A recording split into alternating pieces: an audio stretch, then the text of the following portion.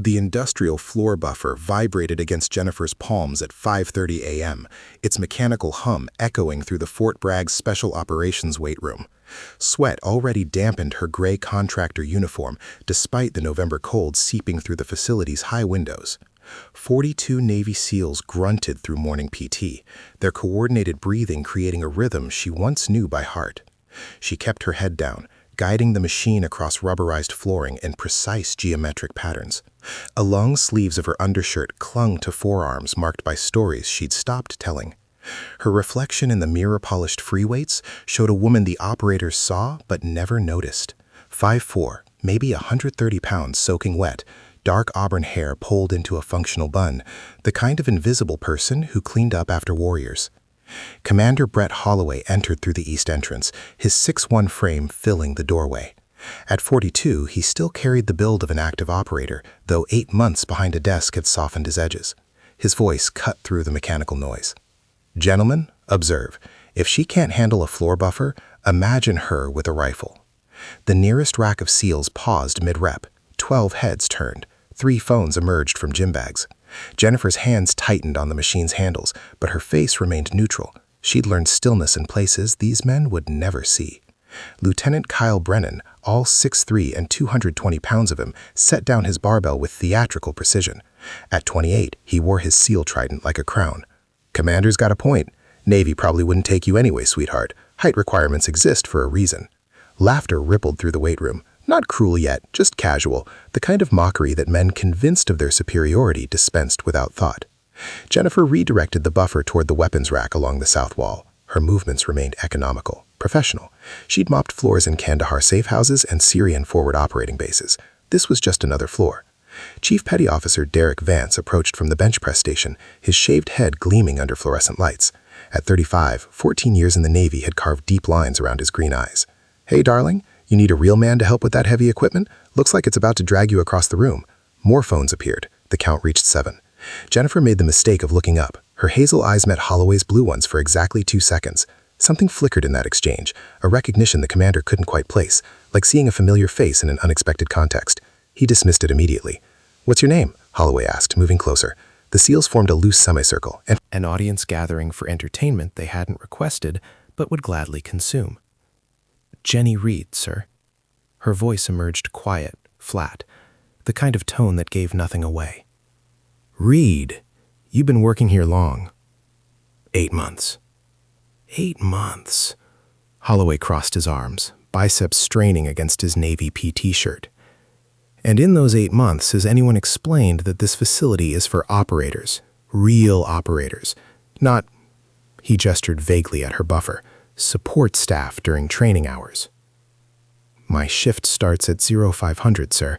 I was told to maintain the facility before we arrive. Right, but we're here now." He smiled, the expression never reaching his eyes. "So maybe you could come back later, when we're not trying to maintain readiness standards." Jennifer's jaw tightened almost imperceptibly. She reached down to power off the buffer.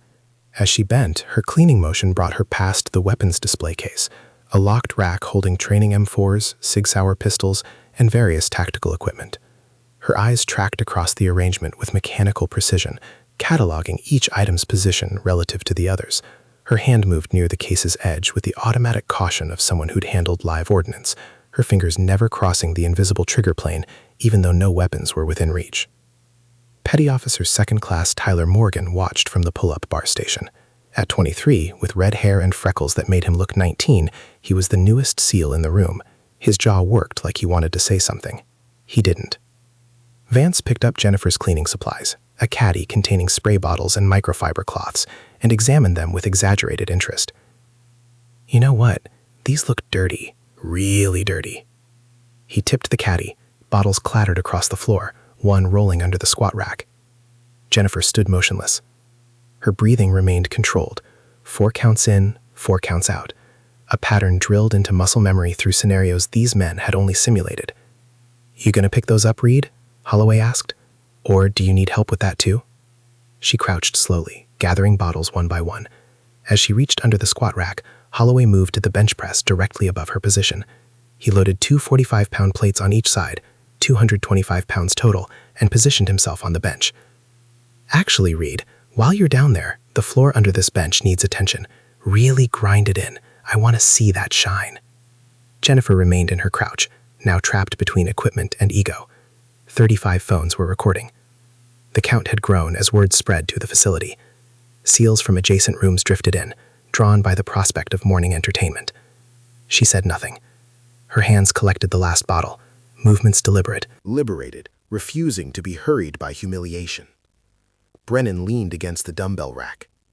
"You know, Commander, I bet she's never even seen a real weapon up close. Probably thinks an M4 is something you drive on the highway." More laughter, harder now, edged with the pack mentality that turned observers into participants. Jennifer stood, supplies gathered. Her face remained a mask, but something in her posture had shifted. The slight looseness in her shoulders had vanished, replaced by a rigidity that spoke of controlled tension. Her stance had widened by inches, balanced, grounded.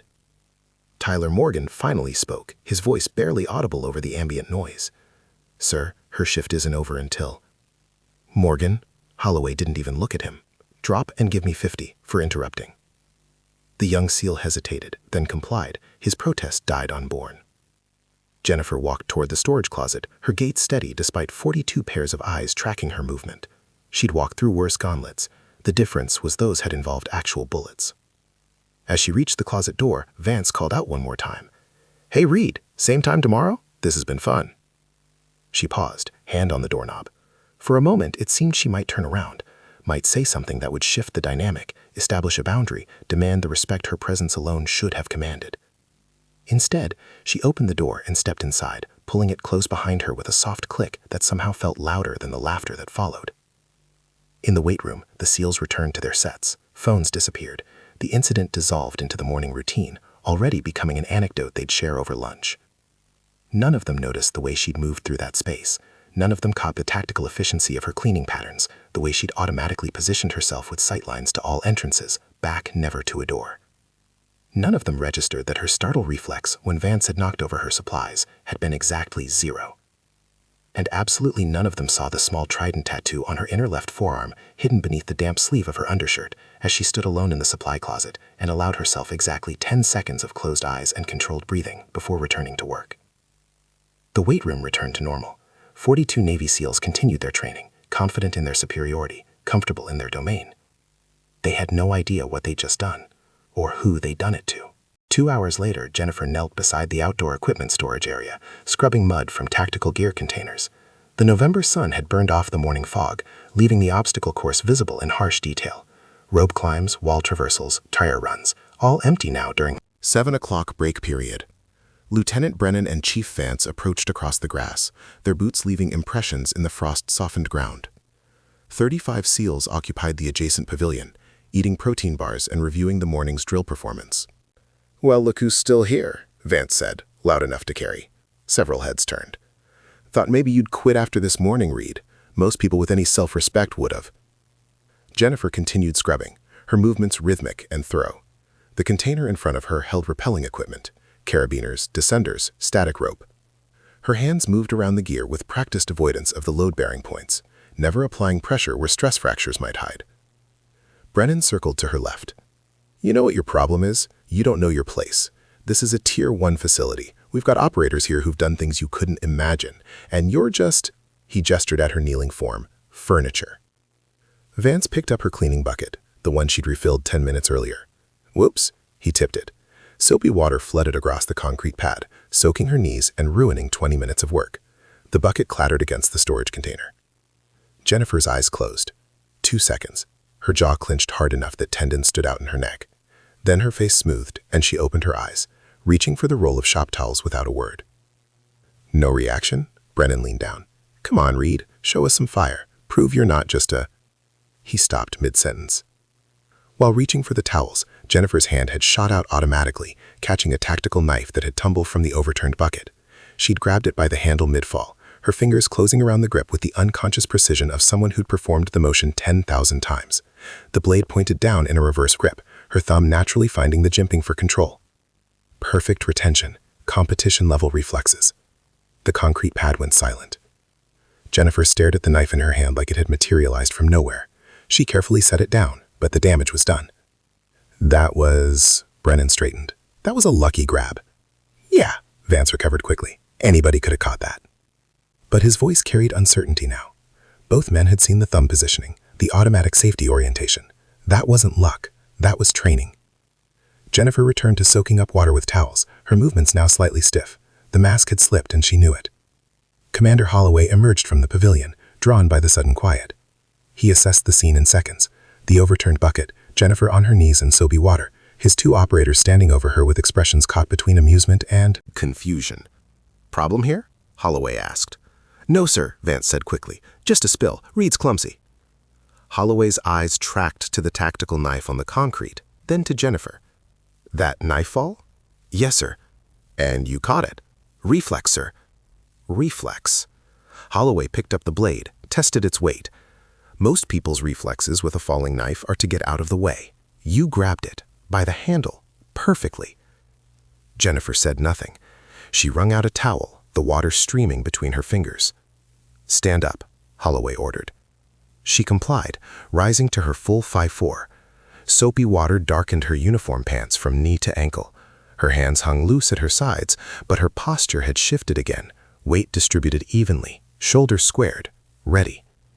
Holloway moved to the equipment container, pulling out an M4A1 training rifle. 40 pounds of polymer and metal, rendered inert for drills, but mechanically complete. He held it out. "Field strip this." Jennifer's eyes widened fractionally. "Sir, I'm not qualified to." "I'm not asking if you're qualified. I'm ordering you to try." His voice carried across the pavilion. More seals drifted over. Phones emerged. The count reached 15. "Unless you can't," which would be fine, expected even, for a janitor. The crowd swelled. 20. 25. Jennifer took the rifle. Her grip settled naturally into the magazine well and handguard, fingers finding purchase points without visual confirmation. She turned the weapon, examining it with an intensity that went beyond curiosity. "M4A1 Block 2, she said quietly. Then, like someone stepping off a cliff, continued. "Daniel Defense Barrel, Gaiselli Trigger Assembly, SOPMOD stock." She caught herself, stopped. But 30 witnesses had heard the specifications emerge in technically perfect terminology. Dead silence blanketed the pavilion. "Where," Holloway said slowly, "does a contract janitor learn those designations?" Jennifer's hands trembled almost imperceptibly on the rifle. "I watch a lot of YouTube videos, firearm channels. I'm interested in..." "YouTube." Holloway's laugh cut like wire. "You expect me to believe you memorized classified weapon modifications from YouTube?" "They're not classified, sir. Block 2 specs are publicly..." "The Gaiselli trigger assembly in that particular configuration is absolutely classified." Holloway stepped closer. "That's a dev crew specific modification.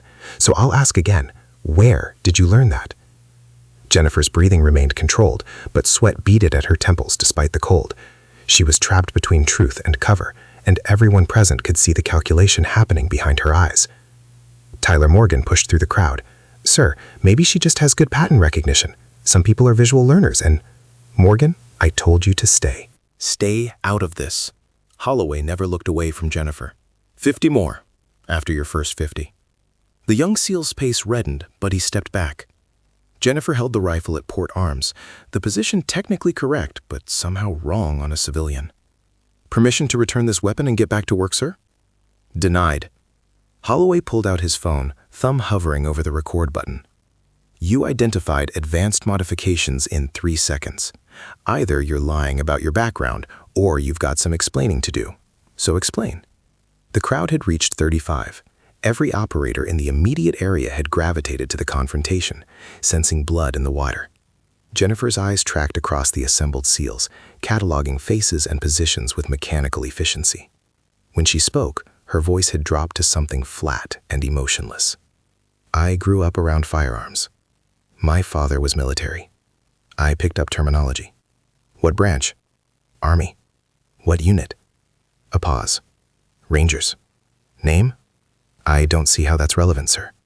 Holloway smiled without warmth. "Because Rangers don't know DevGru modifications.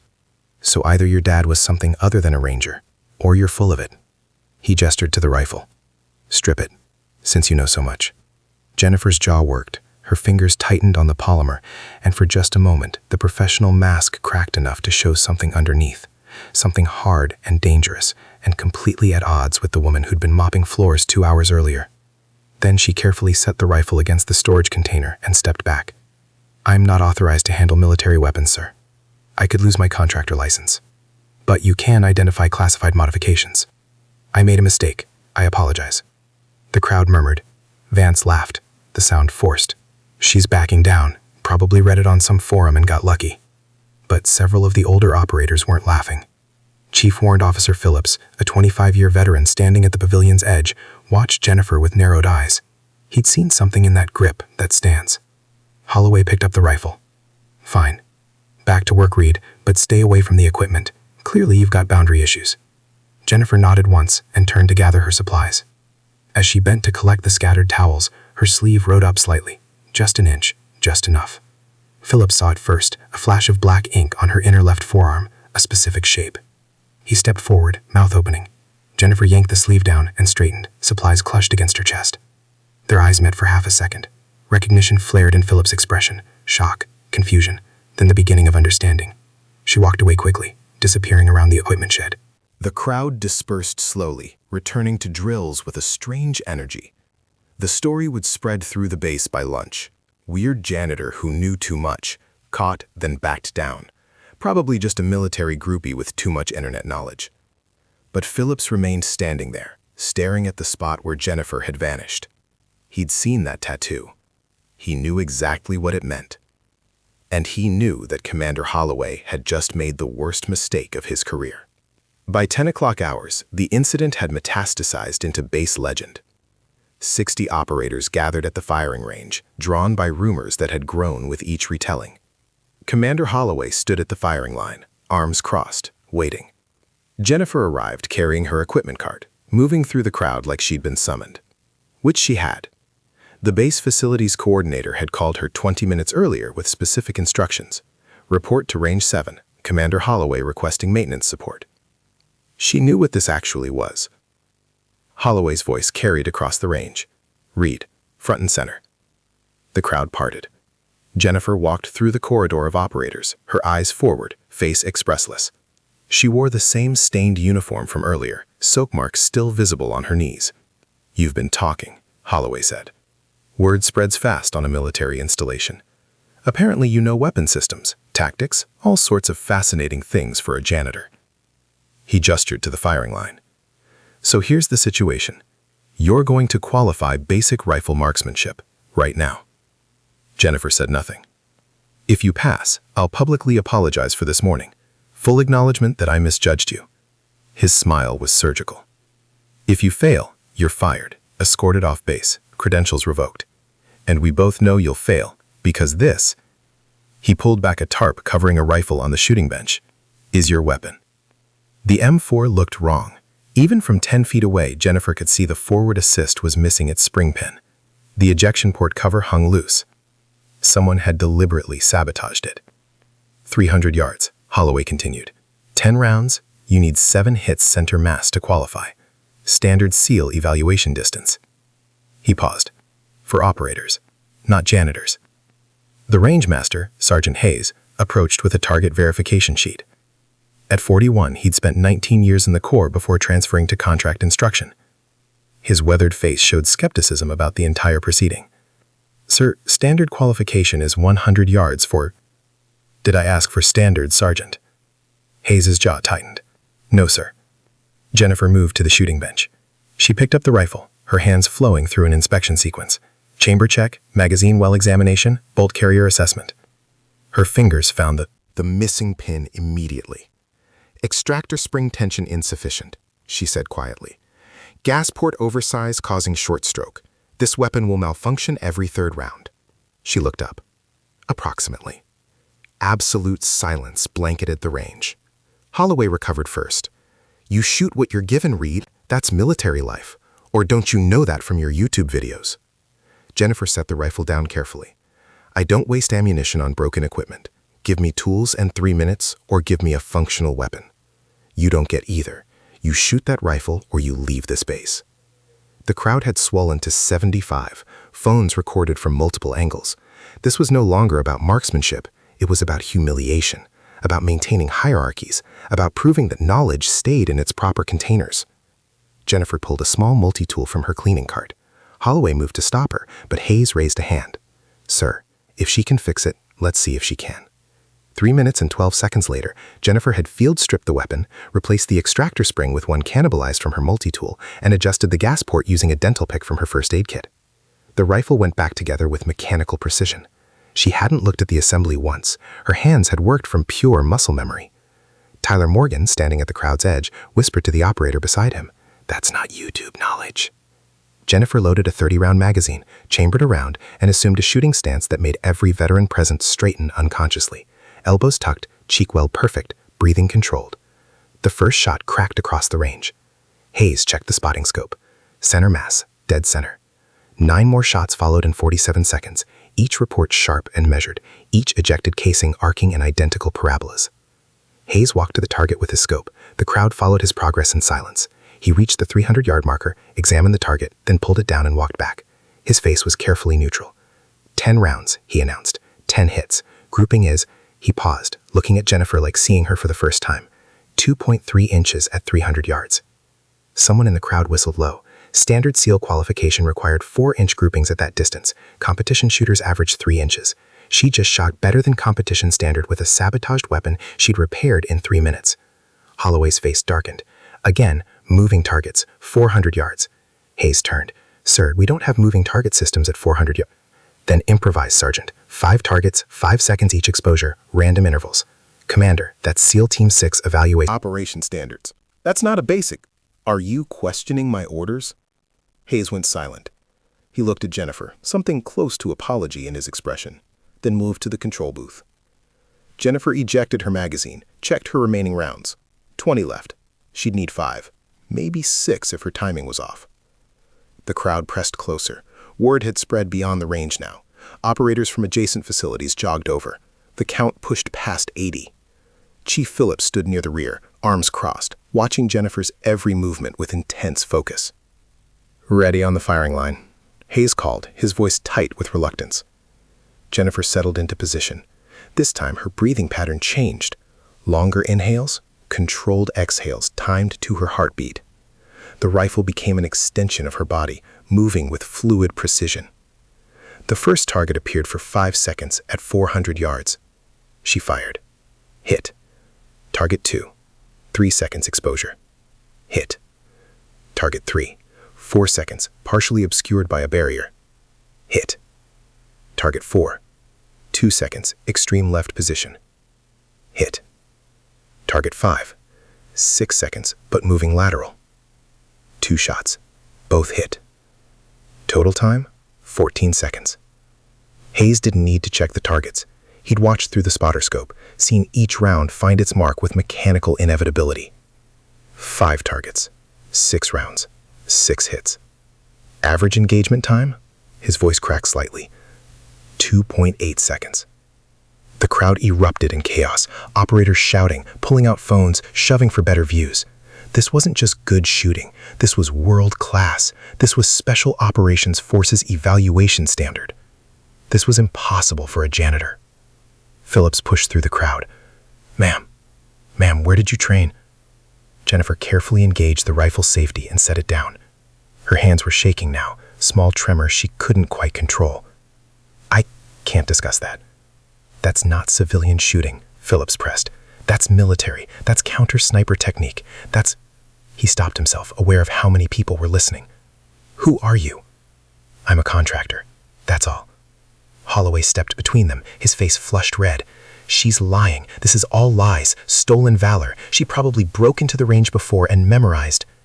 "Sir," Hayes interrupted, his voice hard, "that's not how shooting works. You can't memorize bullet trajectory. That was skill. Real skill." "Then she's had military training she's not disclosing, which means she lied on her contractor application, which means she's fired." Holloway turned to Jennifer. "You're done. Security will escort." "Commander," Phillips's voice cut through the noise, "I suggest you make a phone call before you do something you'll regret." "I don't need to call anyone, Chief. This woman is a fraud and... Look at her stance." Nance, look at her breathing control. Look at that grouping. Philip stepped closer to Holloway, his voice dropping to something dangerous. "I've trained operators for 15 years. I know what I'm seeing. And sir, with respect, you don't." Jennifer's sleeve had ridden up during the shooting. The edge of black ink showed on her inner forearm. Phillips could see it clearly now. So could 6 other veterans in the immediate vicinity. One by one, their expressions changed. Tyler Morgan gasped audibly. "Is that?" Jennifer yanked her sleeve down, but momentum had shifted. The crowd's energy transformed from entertainment to uncertainty, to something approaching fear. Because the men who'd seen enough combat to recognize real training when they witnessed it knew exactly what they'd just watched. And it terrified them. Holloway pulled out his phone. "Fine. Security, get up here. We've got a situation." Jennifer stood at the firing line, surrounded by 80 operators, her secret bleeding out in bullet groupings and muscle memory. She'd known this moment would come eventually. She just hadn't expected it to hurt quite this much. Base security arrived within 6 minutes, but Holloway wasn't finished. The crowd had swelled to 85, and he'd committed too deeply to back down now. Pride had replaced judgment. "The CQB facility," he announced. "One more test." Jennifer closed her eyes briefly. When she opened them, something had changed in her expression. Resignation, mixed with a terrible kind of acceptance. "Commander, I don't think that's—" "You'll run the kill house, or you'll be arrested for trespassing and fraud. Your choice, Reed."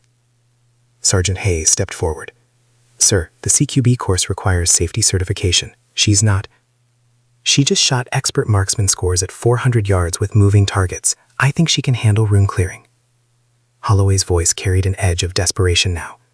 He needed her to fail, needed proof that the previous performances were flukes or tricks. "Unless you're scared, Reed." The walk to the close-quarters battle facility took 4 minutes. Jennifer moved through the crowd like a prisoner approaching execution. Her breathing had shifted again, shorter, controlled bursts. Her right hand kept flexing and releasing, working through tension. The kill house stood isolated from other structures, a modular building designed to simulate urban combat environments. 12 rooms, multiple entry points, pop-up targets mixed with hostage scenarios. Real operators trained here weekly. Hayes pulled her aside at the entrance. "Ma'am, whoever you are, you don't have to do this. Just tell them the truth." "The truth won't help." Jennifer's voice was barely audible. "It'll make everything worse." "Worse than being arrested?" She didn't answer.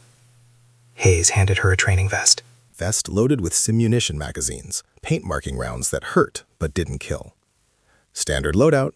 Course record is 2 minutes 20 seconds, held by Commander Holloway himself. Jennifer took the vest, her hands moving through the equipment check with automatic precision. Magazine seating, vest adjustment, sight picture confirmation, each movement economical and practiced. Holloway addressed the crowd from the observation building. 12 rooms. Identify all threats, preserve all hostages, clear the structure. Time starts when you breach. Jennifer stood at the primary entrance, running through mental preparation. Her eyes tracked the building's exterior, cataloging windows, secondary exits, potential angles. The analysis happened in seconds, muscle memory from hundreds of real-world operations. A bead of sweat tracked down her temple despite the cold. "Breach when ready," Hayes called through the PA system. Jennifer kicked the door. What happened next would be analyzed frame by frame on dozens of phone recordings for weeks afterward. She entered low and left, immediately slicing the pie around the doorframe. Her weapon swept the first room in a Z pattern, high corners first, then low, checking behind before advancing. 2 targets appeared. She double-tapped both. Center mass. Textbook. Room 2. She stacked on the doorway, checked her 6, then float through in a smooth crouch. 1 target behind concealment. She identified the partial exposure and placed a single round through the gap. Advanced. Room 3 presented a hostage scenario. 3 targets, 1 civilian cutout. She engaged the threats in order of immediacy. Closest first, then the one with angle on the hostage, then the farthest. 3 shots, 1.2 seconds total. The observers watched in absolute silence. By room 6, her sleeve had ridden up from the physical exertion. The black ink on her inner forearm was fully visible now, a trident, small and precise, the kind of tattoo that meant something specific. Tyler Morgan gripped the observation window frame. Oh my God! Room 8 contained the course's signature challenge, 4 targets appearing simultaneously from different heights and angles, designed to overwhelm decision-making. Jennifer's response was instantaneous, threat priority assessment executed in the span of a heartbeat. The 2 targets with clear lines to her position died first, then the elevated threat, then the concealed one. 4 shots, 2 seconds. "That's not possible," Brennan whispered. "That's AI-level processing speed." Room 10, she found the hidden IED placement that wasn't part of the standard course, a detail Hayes had added 2 weeks ago for advanced operator training. She identified it instantly, marked it verbally, and adjusted her entry angle. But when she saw it, she froze. Half a second. Maybe less. Her breathing hitched. Her weapon dipped 2 inches. Phillips saw it happen. Jennifer was somewhere else, seeing something from her past superimposed on the present. Her pupils dilated, her trigger fingers straightened completely, moving off the guard. Then she blinked hard, twice, and pushed through. Room 12 cleared in 8 seconds. She exited the kill house and immediately sat down, back against the exterior wall. Her hands shook violently now. She pressed them against her thighs, trying to still the tremors, but couldn't. Hayes emerged from the control booth holding a stopwatch and score sheet. His face was pale. Clear time, 1 minute 32 seconds. 0 civilian casualties, 0 missed threats, perfect identification of concealed hazards, including the IED placement that's not on the standard course map. He looked at Holloway. "Sir, the course record just got shattered by 38 seconds. The crowd stood frozen. This wasn't just better than good. This was professional-level performance. This was what Tier 1 operators looked like after years of combat deployment. Chief Phillips knelt beside Jennifer. "Ma'am, I need to see your forearm." She tried to pull her sleeve down, but her hands were shaking too badly. Phillips gently stopped her, revealing the full tattoo. A trident. Not the standard seal trident, but a specific variant, smaller, more stylized, the kind issued to particular communities within naval special warfare. The kind that didn't officially exist. "Force recon technique," Phillips said loudly enough for the nearby operators to hear. "And that," he pointed to her stance as she sat against the wall, "that's counter-ambush posture.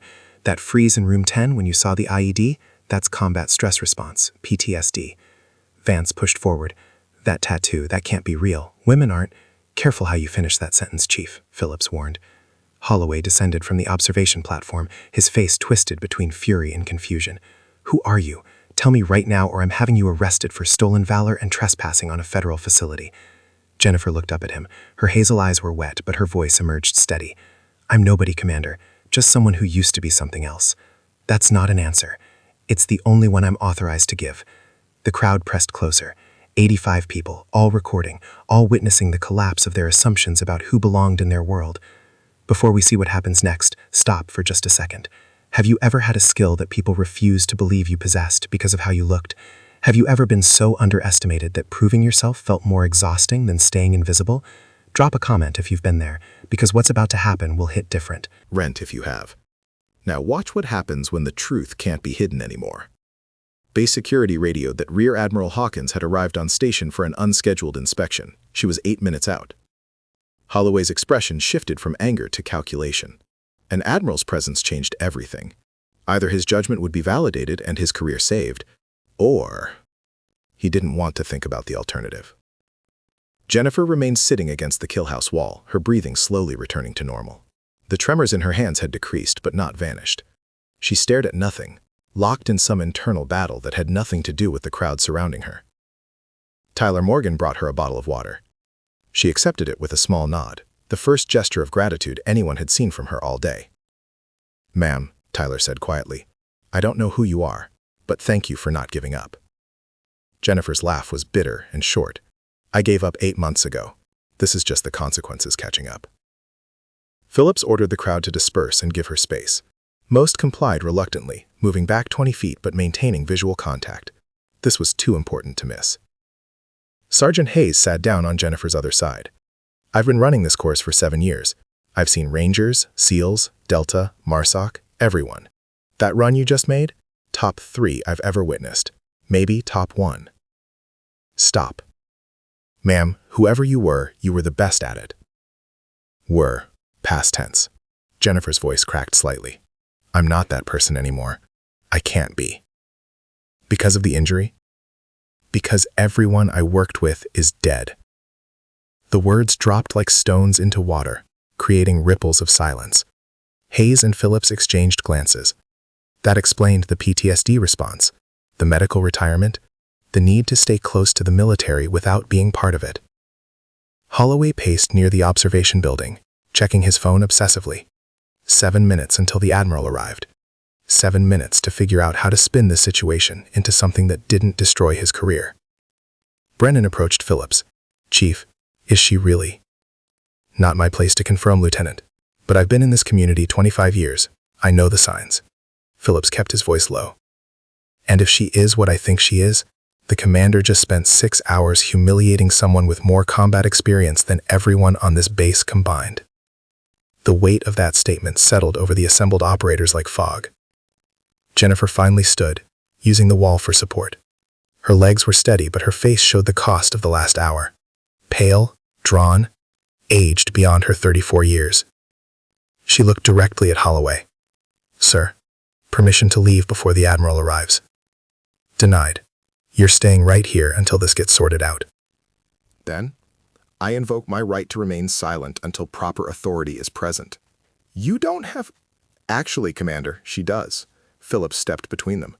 If she has the clearances I think she has, she's legally obligated not to discuss her background without proper authorization.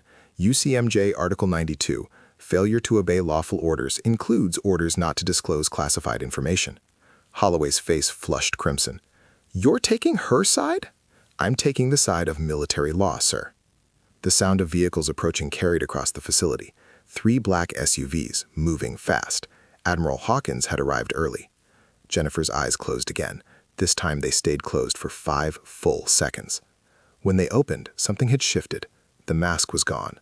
What remained was a woman who'd survived things these operators had only simulated, who lost everything that mattered, and who was about to have her carefully constructed anonymity destroyed by bureaucracy and ego.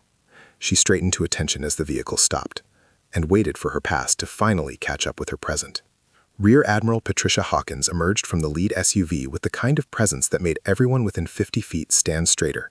At 52, with salt and pepper hair pulled into a regulation bun and gray eyes that missed nothing, she'd commanded respect for 3 decades through competence rather than volume. She surveyed the scene.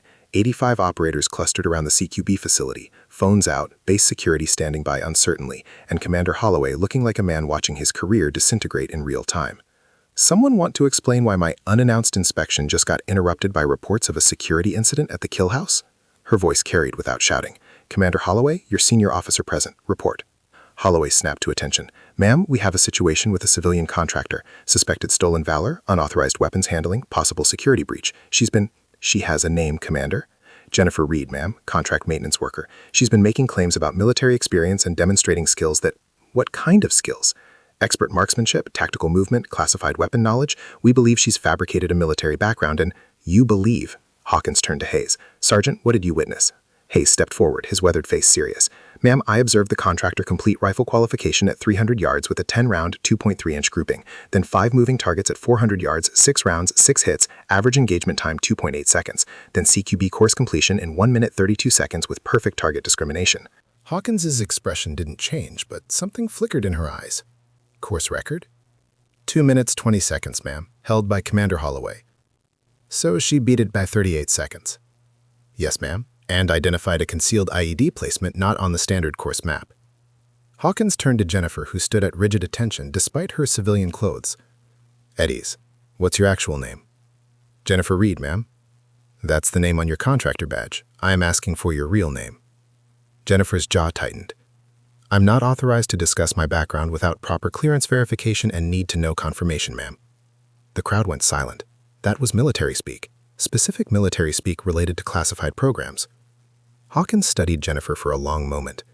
Base security, run her contractor ID, full background check, all clearance levels. 2 security personnel moved to their vehicle's laptop system. The process took 3 minutes. When they returned, the senior officer's face showed confusion. Ma'am, the file shows basic contractor clearance, background verified through civilian company, but there's a flag. What kind of flag? Prior service verification restricted, requires level 5 clearance to access, and there's a note, casualty affairs contact as emergency reference. Hawkins's expression hardened. Casualty affairs? Yes, ma'am. Department of Defense Casualty Affairs Office. That's only used for... I know what it's used for. Hawkins turned back to Jennifer. Level 5 compartmented access. That's special access program classification. So either you're an incredibly sophisticated fraud, or you're exactly what I'm beginning to suspect you are." Jennifer said nothing, but her breathing had quickened. Holloway stepped forward. "Ma'am, with respect, she could have hacked the database, planted false information. We've seen it before with stolen valor cases." "Commander, be quiet." Hawkins pulled out her phone. "I'm making a call. Everyone stays exactly where they are." She walked 30 yards away, phone to her ear. The conversation lasted 4 minutes, during which no one moved. Jennifer remained at attention, staring straight ahead, while 85 operators watched her like she might vanish if they looked away. Tyler Morgan edged closer to Phillips. "Chief, what's casualty affairs mean in this context?" "Means someone she listed as family died in service, or," Phillips paused, "means everyone she worked with died and she was the survivor." Jesus. When Hawkins returned, her face was unreadable. She stopped directly in front of Jennifer. "I need you to confirm something. You can nod or shake your head. You don't have to speak. Were you active duty naval special warfare?" Jennifer's eyes closed. A single nod. "Were you separated due to injury?" Injury sustained in combat? Another nod. "Were you the sole survivor of a team loss?" Jennifer's face crumpled for just a second before she regained control. Nod. Hawkins stepped back and addressed the crowd in a voice that could cut steel. "Everyone not directly involved in this incident will clear this area immediately. That includes all phone recordings, which will be deleted before you leave. This is now a matter of operational security." 40 operators began to disperse reluctantly. Hawkins pointed at specific individuals. "Holloway, Brennan, Vance, Phillips, Hayes, Morgan, you stay. Everyone else, gone." When only the named personnel remained, Hawkins turned to the base security team. "I need access to the SIF, now." The sensitive compartmented information facility was a 5-minute walk across the base, a hardened room designed for classified communications. Hawkins led Jennifer inside alone while the others waited in the adjacent corridor. 12 minutes passed. Holloway paced, his confidence visibly eroding with each passing second. Brennan and Vance stood silent, beginning to understand that something much larger than a contractor dispute was unfolding. When Hawkins emerged, she carried a printed document. Her expression had shifted from neutral to coldly professional. "Commander Holloway, front and center." He stepped forward, suddenly looking younger than his 42 years. Hawkins held up the paper. "This is the service record for Lieutenant Commander Jennifer Reeves, service number, classified, Naval Special Warfare, assigned to Development Group, Intelligence and Operations Division." The corridor went dead silent. 12 years active service, 7 combat deployments across 4 theaters, 4 Purple Hearts, 2 Bronze Stars with Valor Device, Silver Star for actions during Operation Classified, Yemen, 2019. Hawkins's voice dropped to something dangerous. "Medically retired 8 months ago following catastrophic team loss, sole survivor of 12-person unit ambush during direct action raid, suffered 2nd and 3rd degree burns across 15% of her body pulling her team leader from a burning vehicle. He died anyway, so did the other 11. Brennan made a small sound in his throat. "She holds expert qualifications in Halo, combat diving, advanced urban warfare, counterterrorism, intelligence analysis, and interrogation resistance. She speaks 3 languages fluently, including Arabic and Pashto. Her psychological evaluation indicates severe PTSD and survivor's guilt." Hawkins looked at each man in turn. "And for the past 6 hours, you've been treating her like entertainment." Holloway's face had gone white. "Ma'am, we didn't know. You didn't know because you didn't bother to ask. You saw a woman in a janitor's uniform and decided she was less than you. Permission?" "Permission to speak, ma'am." Phillips stepped forward. "Why is she here as a contractor?" Hawkins glanced back at the safe door. "Because after losing her entire team, Lieutenant Commander Reeves couldn't be around operators without having panic attacks. But she also couldn't leave the military community entirely. The contractor position was therapeutic, staying close to the work without having to do it, using a variant of her maiden name to avoid recognition." She paused. "Until today, when Commander Holloway decided to turn her PTSD recovery into a spectacle." "Ma'am, I swear I didn't." "You didn't think, Commander. That's the problem." Hawkins stepped closer. "You have a woman with more combat experience than everyone on this base combined, and you humiliated her, publicly, on camera, for 6 hours. I thought she was lying. You thought with your ego instead of your brain." Hawkins held up the printed record. "This goes to base command. There will be a formal inquiry. You're suspended from instructor duties pending investigation. Dismissed." Holloway stood frozen. "Ma'am, my career should have been considered before you abused your authority." "Dismissed, Commander." He left slowly, each step looking like it took physical effort. Hawkins turned to Brennan and Vance. "You two participated. You're both getting formal reprimands and mandatory respect training. If I hear about either of you treating anyone on this base with anything less than professional courtesy, you'll join Holloway in reassignment. Clear?" "Yes, ma'am." Both men spoke in unison, voices subdued.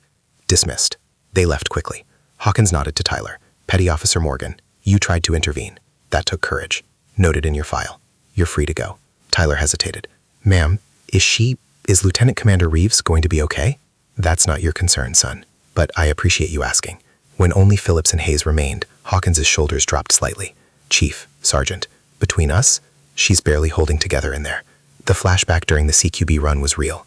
She was back in Yemen for a few seconds. What do you need from us, ma'am? Phillips asked.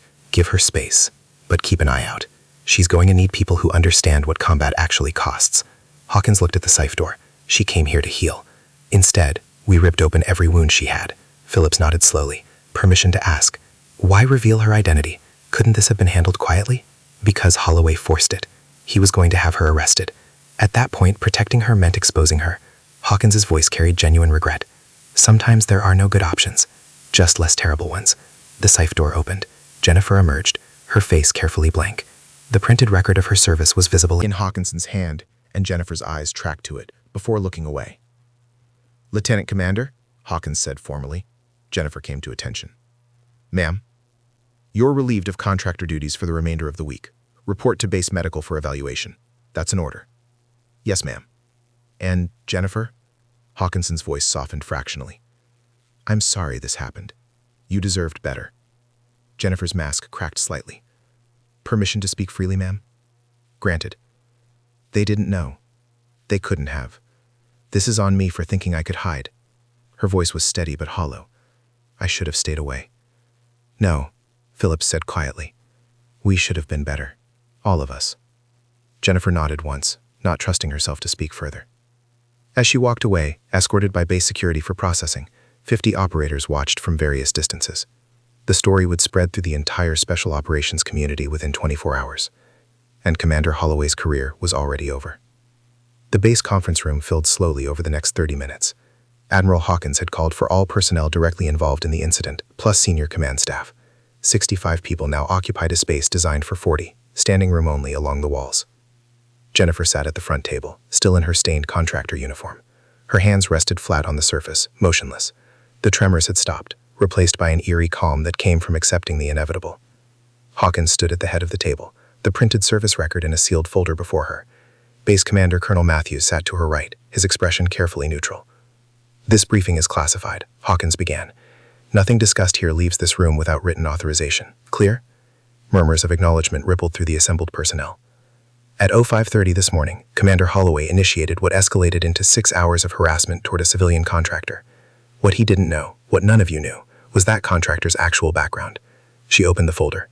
Lieutenant Commander Jennifer Reeves, service number redacted, Naval Special Warfare Development Group, 12 years active duty. The room was silent enough to hear breathing. Hawkins continued reading. Advanced qualifications in high-altitude insertion, maritime operations, urban warfare, counterterrorism, and intelligence analysis. Fluent in Arabic, Pashto, and Farsi. 73 confirms. Missions across 7 deployments in Afghanistan, Iraq, Syria, Yemen, Somalia, the Philippines, and 1 location that remains classified. Chief Phillips, standing near the sidewall, closed his eyes. He'd suspected, but hearing it confirmed was different. Medical retirement 8 months ago. Diagnosis, 2nd and 3rd degree burns covering 15% of body surface area, severe PTSD, survivor's guilt, chronic insomnia, and depression. Hawkins looked up. She returned to this base as a contractor because she couldn't leave the military community, but couldn't function as an operator. The work was therapeutic, until today. Colonel Matthews leaned forward. Admiral, why wasn't her background flagged for command staff? Because she specifically requested anonymity as part of her veteran rehabilitation agreement. The compartmented access was designed to protect her, not hide her. It only required level 5 clearance if someone actively investigated. Hawkins's gaze swept the room. No one bothered to investigate. They just assumed. Holloway sat 3 rows back, his face ashen. He looked like he'd aged 5 years in the past hour. Lieutenant Commander, Hawkins addressed Jennifer directly. The floor is yours if you want it. No obligation. Jennifer remained still for a long moment. When she spoke, her voice was quiet but carried clearly in the silent room. My team went into a compound outside Sana'a, hunting a high-value target. Intelligence said 12 hostiles, medium resistance expected. We hit the building at 0200 local time. Her eyes focused on something only she could see. Intelligence was wrong. 70 hostiles, heavy weapons. They were waiting. No one moved. We fought for 6 hours, called for exfil 4 times. Weather kept the birds grounded. By dawn, we were down to 4, then 2, then just me and Lieutenant Marcus Chen, my team leader. Her voice cracked slightly on his name. IED took the building. Marcus was trapped under burning debris. I pulled him out, got him 20 feet before the ammunition inside started cooking off. He died looking at me, apologizing because he couldn't get the team out. Tyler Morgan, standing near the door, wiped his eyes openly. I held his body for 3 hours until extraction arrived. When they pulled me off him, my hands had second-degree burns from his body armor. It was still hot from the fire. Jennifer's hands curled slightly on the table. I couldn't let him go. They had to pry my fingers loose. The silence was absolute. I came here because Marcus was from North Carolina. I wanted to be close to where he grew up. The janitorial work kept me near operators without requiring me to be one. It was, she paused, searching for words. It was the closest I could get to the life I lost without completely breaking down. Hawkins placed a hand on Jennifer's shoulder. "Thank you, Lieutenant Commander." Jennifer shook her head. "I'm not a lieutenant commander anymore, ma'am. I'm just Jennifer. That person who did those things, survived those missions, she died in Yemen. I'm what's left." "That's not true," Phillips said from the side wall. "That person is still here. We saw her today. The shooting, the CQB run, that's not gone. It's still part of you. It's muscle memory, reflexes. It doesn't mean anything. It means you're still a warrior," Hayes added, "whether you wear the uniform or not." Jennifer's composure finally cracked. Tears tracked down her face, but she made no sound. Just silent crying from someone who'd learned to grieve without noise. Brennan stood abruptly from his seat. "Ma'am, I need to say something." Hawkins nodded permission. He approached the front table, stopping a respectful distance from Jennifer. "Lieutenant Commander, I have no excuse for my behavior today. I was cruel because I could be, because you seemed like an easy target, because his voice broke, because I am a coward who mistakes rank for character.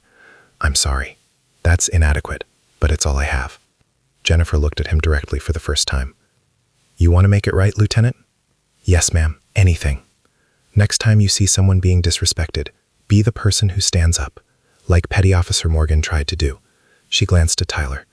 "That takes more courage than anything I did today." Vance stood next, moving forward slowly. His usual swagger was gone. "Ma'am, I was worse than cruel. I was vindictive. I wanted to hurt you because—" He stopped, struggling with honesty. "Because watching you take it made me feel powerful. That's unforgivable." "Then don't ask for forgiveness," Jennifer said quietly. "Just be better, starting now." Both men nodded and returned to their seats, visibly shaken. Admiral Hawkins addressed the room. "Here's what happens next. Commander Holloway is suspended pending formal board review. Under UCMJ Article 92 and Article 133, conduct unbecoming an officer. That board convenes in 72 hours. Lieutenant Brennan and Chief Vance receive formal letters of reprimand and mandatory training on professional conduct. Those go in your permanent files." Holloway didn't react. He'd stopped processing about 3 revelations ago. For everyone else, this is a teaching moment.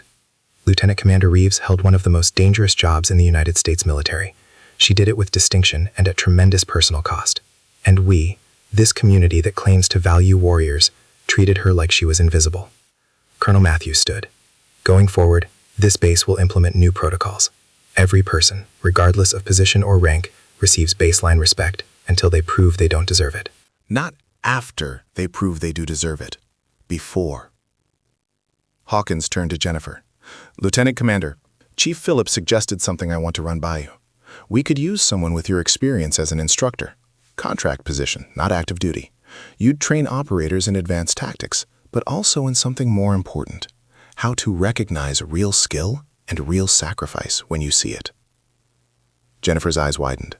"Ma'am, I can't. The PTSD, the flashbacks, would be managed with base medical support. Therapy, medication adjustment, whatever you need.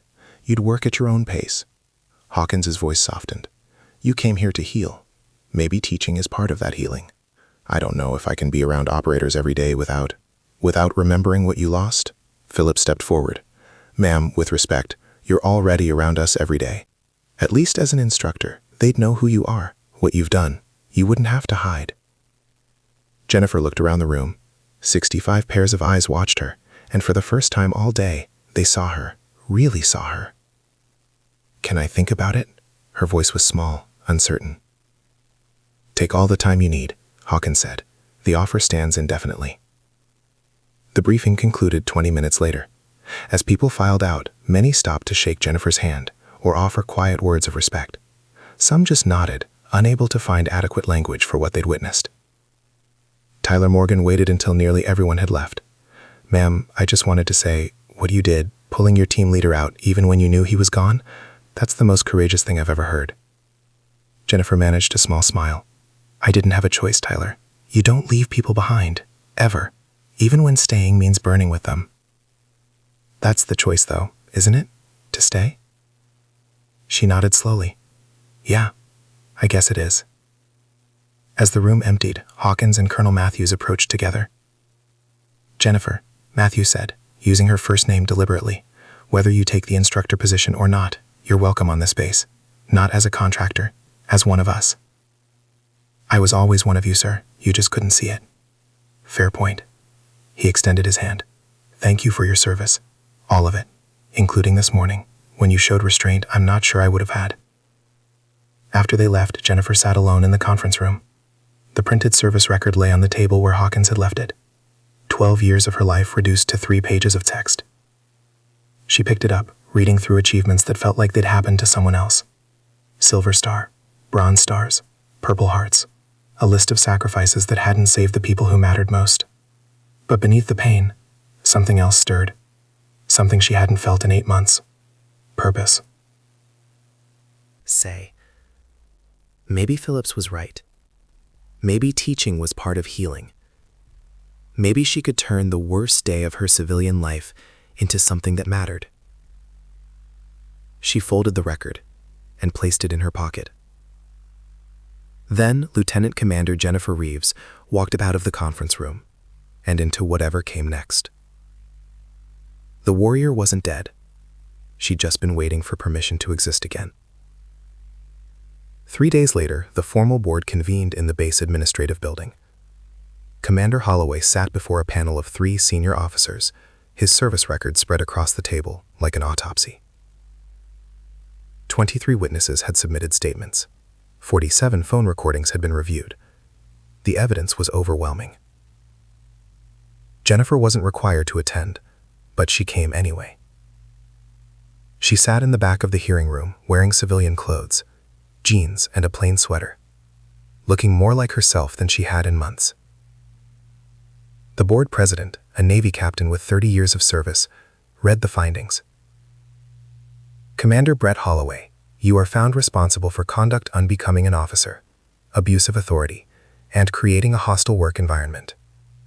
You deliberately sabotaged equipment, orchestrated public humiliation, and disregarded multiple warnings from subordinates. Your actions violated Articles 92, 93, and 133 of the Uniform Code of Military Justice." Holloway sat rigid, staring straight ahead. "You are hereby relieved of all instructor duties. You will be reassigned to administrative logistics at Naval Station Norfolk, effective immediately. A letter of reprimand will be placed in your permanent record. Any future violations will result in separation proceedings. Do you understand these findings?" "Yes, sir." Holloway's voice was hollow. "Dismissed." He stood, executed a perfect about-face, and walked from the room. As he passed Jennifer's seat, their eyes met for a fraction of a second.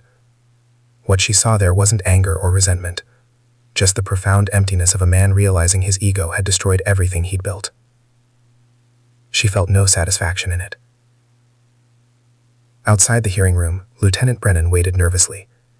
He'd received his formal reprimand 2 days earlier, but had requested a meeting with Jennifer. She found him standing near the parking area, looking younger than his 28 years. "Ma'am, thank you for agreeing to see me." "You didn't have to ask, Brennan. We're done with formalities. I wanted you to know I've applied to join the Base Ethics Review Board, the one that evaluates instructor conduct." He shifted his weight. "I figured if I'm going to learn from this, I should help make sure it doesn't happen to anyone else." Jennifer studied him. The arrogance was gone, replaced by something more genuine. "That's a good start. What else?" "I've been talking to the female candidates." In the current SEAL training class? 3 of them. Just listening, mostly. Hearing what they deal with that I never noticed before. He paused. One of them asked if you'd be willing to meet with them. No pressure, but they said having someone who's actually done the job would mean everything. Something stirred in Jennifer's chest. Tell them yes, I'll make time. Brennan's relief was visible. Thank you, ma'am. And I know this doesn't fix what I did, but I'm going to spend the rest of my career trying to be the operator you already were. After he left, Chief Vance approached from the opposite direction. His usual swagger was completely absent. He stopped 10 feet away, maintaining respectful distance. Lieutenant Commander, I won't take much of your time. I just needed to say this face to face. He took a breath. I was cruel because it made me feel big. I've been passed over for promotion twice, and instead of fixing my own deficiencies, I took it out on people who couldn't fight back. That's the definition of a coward. Yes, it is. Her bluntness made him flinch, but he nodded. I requested transfer to a different unit. I don't belong here, not after what I did. Running away is easier than changing. I'm not running. I'm removing myself from a community I disrespected. There's a difference. Vance met her eyes. But before I go, I wanted you to know that watching you maintain composure under everything we threw at you taught me more about strength than anything I learned in Buds. Jennifer considered him for a long moment. Derek, you want to actually make this right? Don't transfer. Stay here.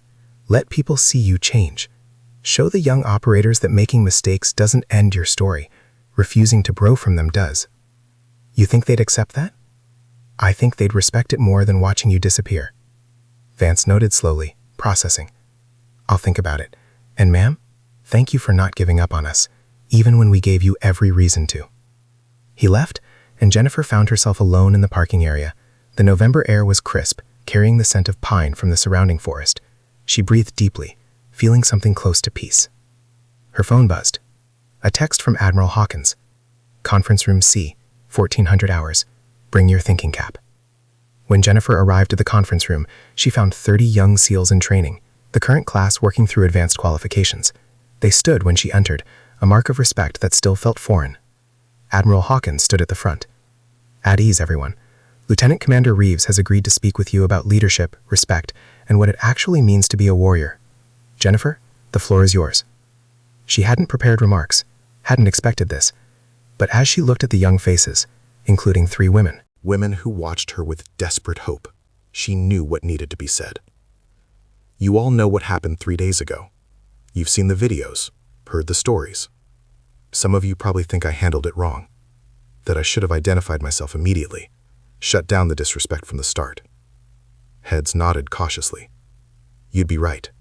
I could have. But I didn't, because I wanted to know something. She moved to the center of the room. I wanted to know if this community could see value in someone who didn't fit your preconceptions.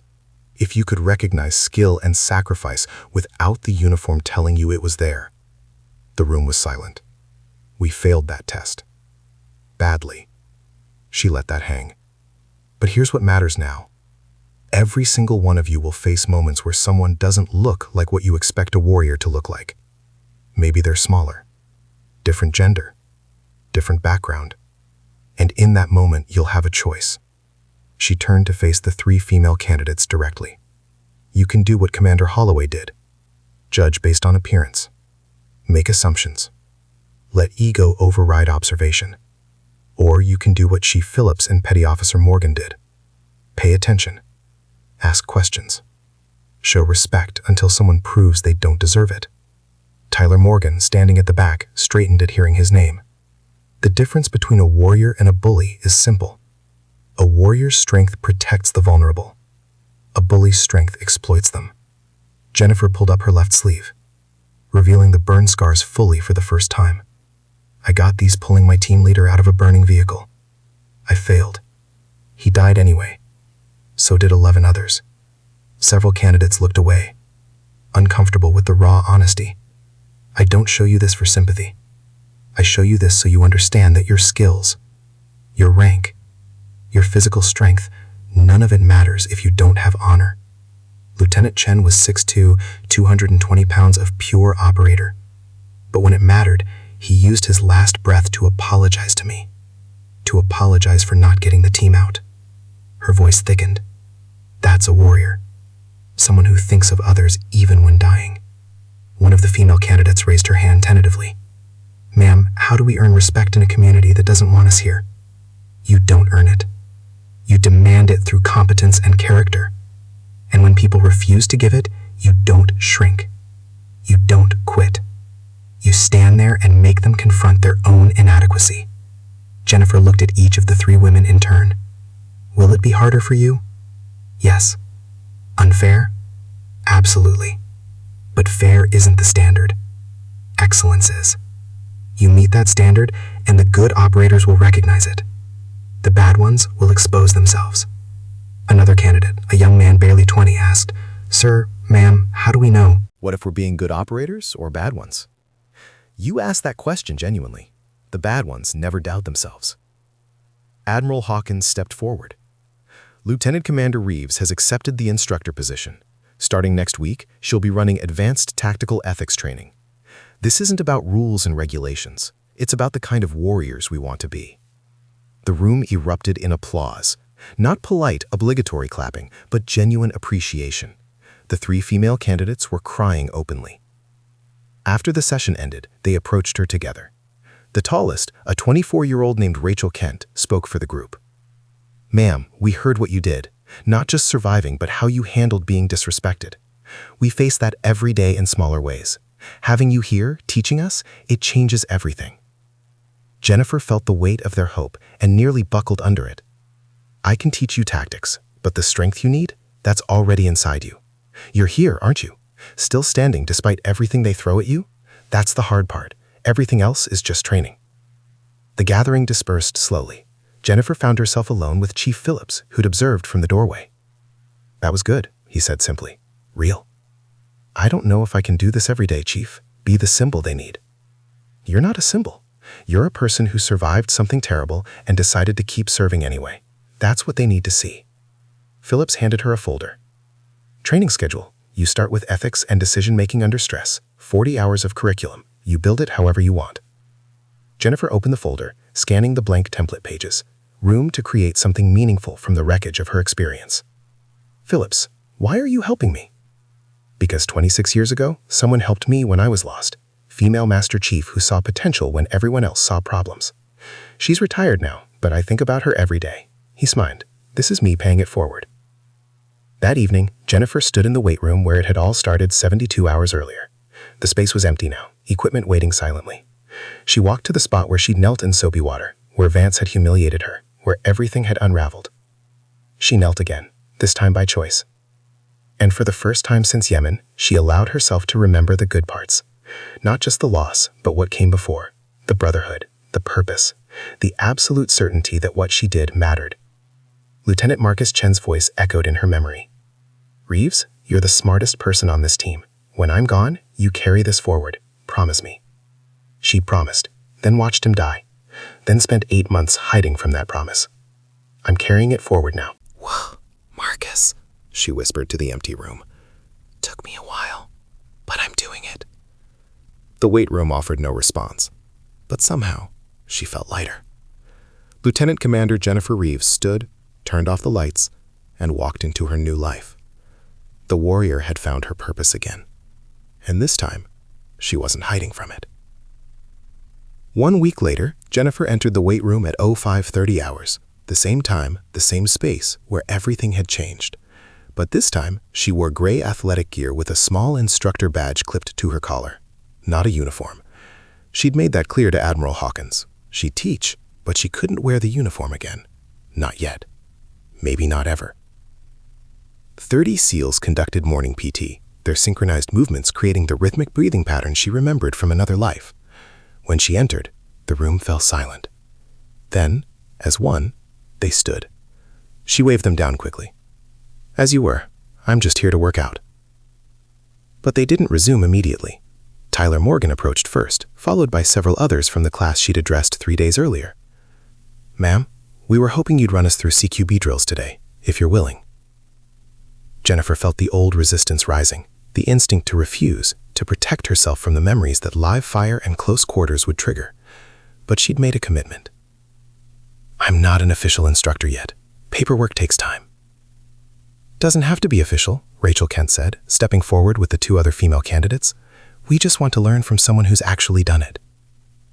Jennifer looked at their faces, young, eager, untested by the things that would eventually break some of them. She saw herself 15 years ago, hungry for knowledge that might keep her alive. Okay, but we do this right. Full safety protocols, controlled environment, and if anyone showboats or disrespects the process, we're done. Clear. Yes, ma'am. The response came from all 30 simultaneously. Over the following days, Jennifer built her curriculum from scratch. Not theoretical exercises for manuals, but practical lessons drawn from 73 real missions. She taught threat assessment through the lens of Kandahar night raids. She taught decision-making under pressure using scenarios from Syria. She taught them that hesitation killed, but so did recklessness, and the line between the two was measured in fractions of seconds and countless lives. The female candidates became her shadow students, arriving early and staying late. She worked with them on the subtle adjustments needed when you were smaller and had less raw strength, using angles, momentum, precision instead of force. You'll never outmuscle a 200-pound opponent, she told them during a hand-to-hand combat session. So don't try. Outthink them. Move Where they don't expect. Strike where it counts. Your size isn't a disadvantage if you stop fighting their fight and make them fight yours. Rachel absorbed every word like gospel. After one particularly brutal training day, she approached Jennifer in the locker room. Ma'am, can I ask something personal? You can ask. Can't promise I'll answer. Do the nightmares ever stop? Jennifer paused, her hands stilling on her gym bag. You having nightmares already? Not about combat. About failing. About not being good enough when it matters. Rachel's voice cracked slightly. About letting people down. Jennifer sat on the bench, suddenly exhausted. The nightmares change, but they don't stop. I wake up at 300 most nights seeing Marcus Chen's face. Sometimes I'm pulling him from the fire again. Sometimes I'm too late. Sometimes I save him. And that's worse, because I wake up and remember it's not real. How do you function? Therapy, medication when needed, and purpose. Jennifer looked at Rachel directly. I couldn't save my team, but I can prepare the next generation. That has to be enough, because it's all I have left. Rachel wiped her eyes. Thank you for being honest. Everyone else just tells us to be tough. Tough is overrated. Resilient matters more. Tough breaks. Resilient bends and comes back. 2 weeks into her instructor role, Jennifer encountered Lieutenant Brennan during a navigation exercise. He'd been assigned to assist with the training evolution, and she could see him actively working to apply the lessons from their confrontation. When a younger SEAL made a dismissive comment about one of the female candidates, Brennan shut it down immediately. That's Lieutenant Commander Reeves' student you're talking about. Show respect or remove yourself from my training evolution. The young SEAL looked shocked, then chagrined. Yes, sir. Sorry, sir. Later, Jennifer pulled Brennan aside. That was good leadership. I'm trying. Still catch myself falling into old patterns, but I'm trying. He hesitated. Ma'am, I wanted you to know. Watching you teach has been more educational than anything I learned in officer training. The way you break down decision-making. The way you prioritize people, her pride. That's what leadership looks like. You're giving me too much credit. With respect, ma'am, I don't think I'm giving you enough. Chief Vance had ultimately decided to stay on base, and Jennifer saw that daily work he put into changing. He volunteered for the least desirable duties, helped junior enlisted with their qualifications, and never complained. The transformation wasn't dramatic or fast, but it was genuine. One morning, she found him organizing the equipment shed she used to clean. Derek, you don't have to do this. I know, but you spent 8 months maintaining this facility. Can you while we treated you like furniture? Seems right that I understand what that actually entails. He continued sorting gear. Plus, it's humbling. Good for the ego. How are people treating you? Some respect the effort. Some think I'm just covering my ass. Both are probably right. He straightened, facing her. But I'm not doing this for them. I'm doing it because I need to be a better man than the one who dumped water on you. Then you're already halfway there. Tyler Morgan had become her unofficial assistant, helping set up training evolutions and providing a bridge to the younger candidates who were intimidated by her reputation. At 23, he had an earnestness that reminded her of what the military could be at its best. "Ma'am, can I ask why you agreed to teach? After everything that happened, you could have just left." They were setting up target systems for an advanced marksmanship evolution, the work familiar and meditative. I tried leaving, spent 8 months hiding from who I was, what I'd done. Thought if I made myself small enough, invisible enough, the pain would shrink too. Jennifer secured a target stand. But pain doesn't work that way. It just fills whatever space you give it. So I decided to give it purpose instead. Does it help, teaching us? Some days. Other days I see your faces and remember my team at your age, eager, invincible, certain they'd live forever. She smiled sadly. But then I remember that preparing you might mean you come home when they didn't. That has to count for something. By the 4th week, Admiral Hawkins conducted a formal evaluation of Jennifer's instruction program. She observed 3 training evolutions, reviewed student feedback, and interviewed personnel from multiple units. Her report was unequivocal. Lieutenant Commander Reeves has developed the most effective tactical ethics program I've witnessed in 30 years of service. Her students demonstrate improved decision-making, enhanced situational awareness, and a cultural shift towards inclusive excellence. Request permission to expand program base-wide. The request was approved within 48 hours. Jennifer's role expanded from single training evolutions to coordinated curriculum across multiple specialties. She taught intelligence analysts about field operations. She taught combat medics about tactical decision-making under fire. She taught instructors about recognizing and developing talent in unconventional packages. And slowly, the base culture began to shift. 6 weeks after the incident, Jennifer woke at 0300 as usual. The nightmare was the same: Marcus Chen's face, the fire, the crushing weight of failure. But when she sat up, heart racing and sweat-soaked, she didn't feel the usual despair. Instead, she thought about Rachel Kent's perfect execution of a room-clearing technique that afternoon, about Tyler Morgan's quiet confidence growing daily, about Brennan's genuine transformation, about the 3 female candidates who would graduate in 2 months and become operators in their own right. She'd saved something after all. Not her team, but maybe the next generation of warriors who would face the same impossible choices. At 5:30, Jennifer entered the weight room, the same space where 42 SEALs had mocked her 7 weeks earlier. Now 30 operators greeted her with respectful nods and genuine smiles. She began her workout, feeling the burn in muscles that had forgotten what purposeful training felt like. Halfway through her set, Lieutenant Brennan approached with a question about insurgent behavior patterns in urban environments. She answered while continuing her reps, the conversation flowing naturally. This was her life now, not hidden, not diminished, just different. Chief Phillips arrived for his morning workout and settled into the bench press station beside her. "You know the Commander Holloway situation resolved yesterday. He accepted the reassignment to Norfolk, leaves tomorrow." Jennifer nodded. She'd heard through the base grapevine. "You planning to see him off?" "No, that chapter's closed." "Fair enough." Phillips completed a set, then added, "For what it's worth, I think you handled that whole situation with more grace than most could manage. You could have destroyed him completely. Instead, you let the consequences speak for themselves. Destroying him wouldn't have brought my team back, wouldn't have made me feel better. Revenge is empty calories, fills you up but doesn't nourish anything." "That's wise beyond your years, ma'am." "I'm 34 and feel 60. The wisdom came at a hell of a price." They worked out in comfortable silence for several minutes before Phillips spoke again. "Marcus Chen, your team leader. I looked him up in the memorial database. 15-year veteran, 3 deployments, wife and 2 daughters in San Diego." Jennifer's hands tightened on the barbell. "Why are you telling me this?" "Because his wife, Amanda, reached out to base command. She heard what happened here, heard you were teaching. She wanted me to give you a message." Jennifer set down her weights carefully. "What message?" "She said Marcus told her about you before his last deployment. Said you were the smartest operator he'd ever worked with. That if anything happened to him, you'd carry the team's legacy forward." Phillips pulled a folded letter from his gym bag. "She wanted you to have this." Jennifer took the letter with shaking hands but didn't open it. "She also said she'd like to meet you, when you're ready. No pressure, no timeline, just an open invitation." After Phillips left, Jennifer sat alone in the weight room, letter clutched in her hands. The weight of Marcus's family knowing about her, thinking about her, trusting her with his legacy. It was almost too much. But wasn't that exactly what she'd been doing? Carrying forward what they'd built together? She opened the letter. The handwriting was elegant, controlled. "Jennifer, Marcus spoke of you often. He trusted you with his life. And when that life ended, he trusted you with his purpose. I see you're honoring that trust. Thank you for not letting their sacrifice end with them. The girls and I would love to meet the woman their father respected so deeply, when you're ready. With gratitude and respect, Amanda Chen."